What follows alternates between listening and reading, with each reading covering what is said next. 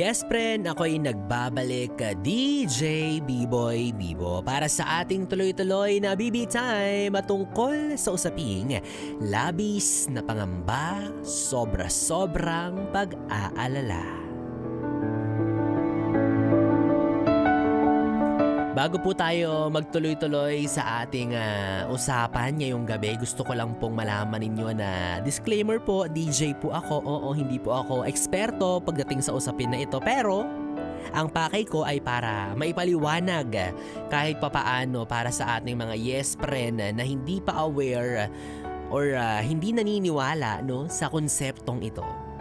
Na totoo po ito at hindi lang ito basta-basta imbento, hindi lang ito gawa-gawa ng utak ng tao. 'Di ba? Kasi may mga iilan pa rin talaga na mga yes pre natin na pagdating sa ganitong klaseng usapin, ang nasasabi nila, wala, nag-iinarte lang yan. Gawa-gawa lang yan, imagination lang yan. Nasa utak mo lang yan. No. Hindi po yun ganon. Yun na nga eh. Sana nga ganun lang siya kababaw pero hindi eh. Malalim at seryoso po yung nararanasan ng mga taong dumadaan sa mga ganitong klase ng pagkakataon sa buhay nila, di ba?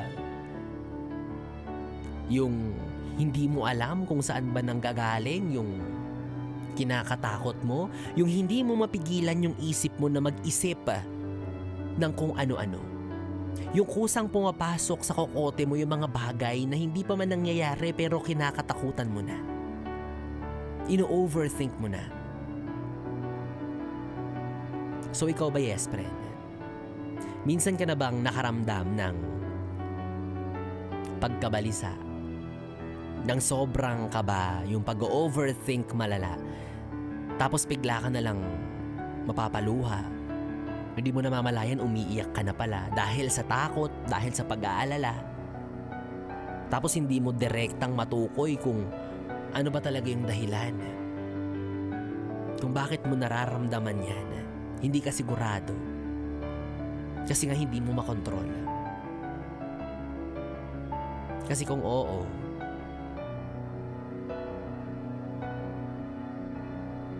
alam ko yung nararanasan mo. Gets ka rin ng maraming tao.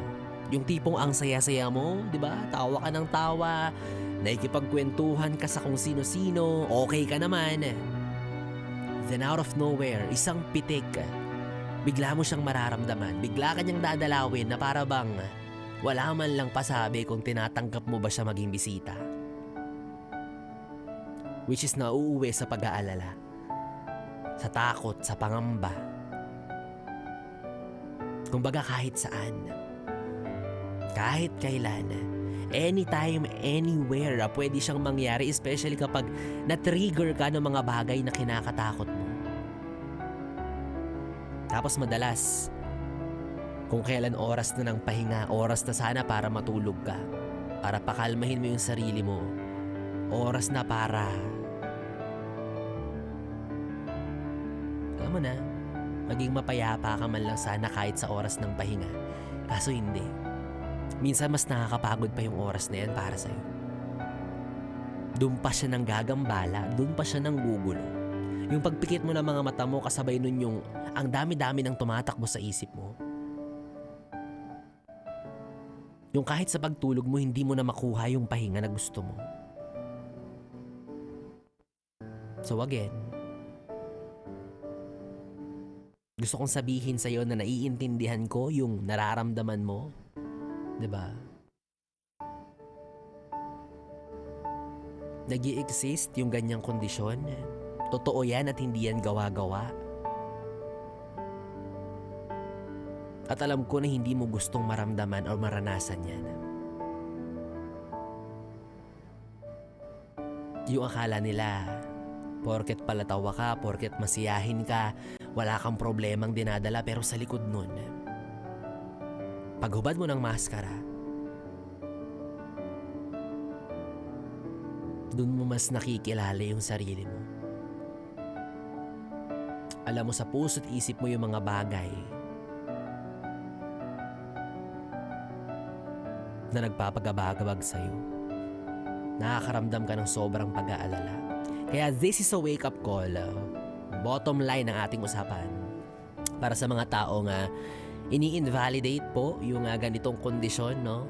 Again, totoo po ito.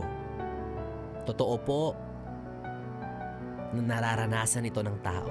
At may hindi ito magandang epekto sa kalusugan ng kahit sino. This is a reminder that mental health is as important as physical health.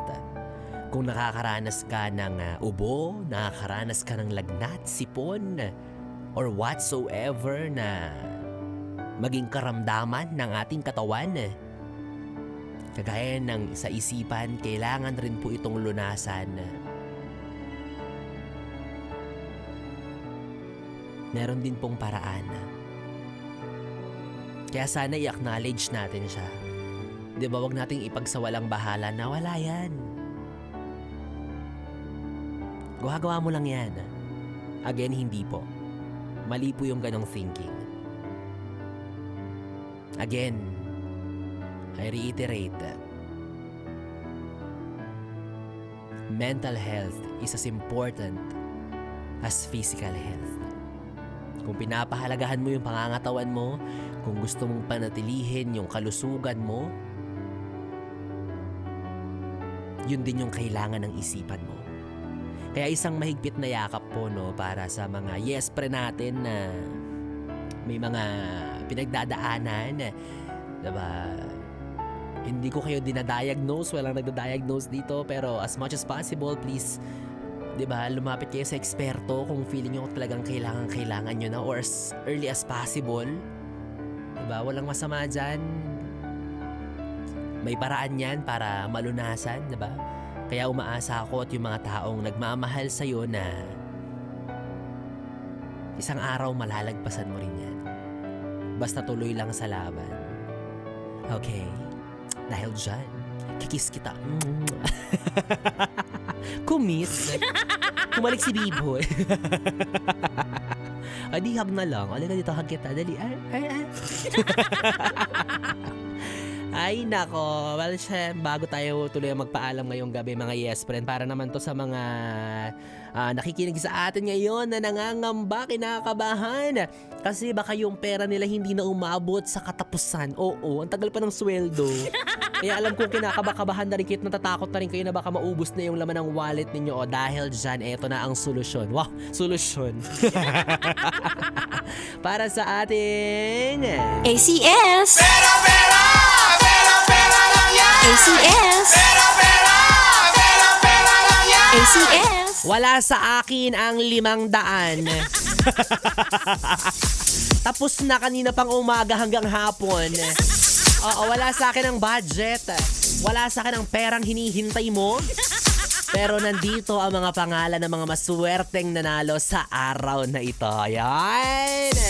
Just in case hindi mo narinig at napakinggan or nabalitaan ang mga pangalan na nanalo ng 500 para sa araw na ito. Eto na ha. Mula ito sa programa ni Rico Paniero, si Monica Mildred Aison. At mula naman sa programa ni Sexy Megan, si Selwyn Vincent Laud. Kay Maria Morena, Mary Ann de la Cruz. At kay Laika Barista, Melson Gara. Yan po ang mga pangalan ng mga yes pre natin na maswerteng nakatanggap ng tumataginting na 500 piso. Kaya naman ikaw yes pre, kung gusto mo ring palarin at manalo ng 500 pesos, ituloy-tuloy mo lang ang pakikinig sa 101.1 Yes FM. And of course, ituloy-tuloy mo lang din ang pagtangkilik sa mga produkto ng ACS Manufacturing Corporations. Ang dami. Pero marami silang produkto.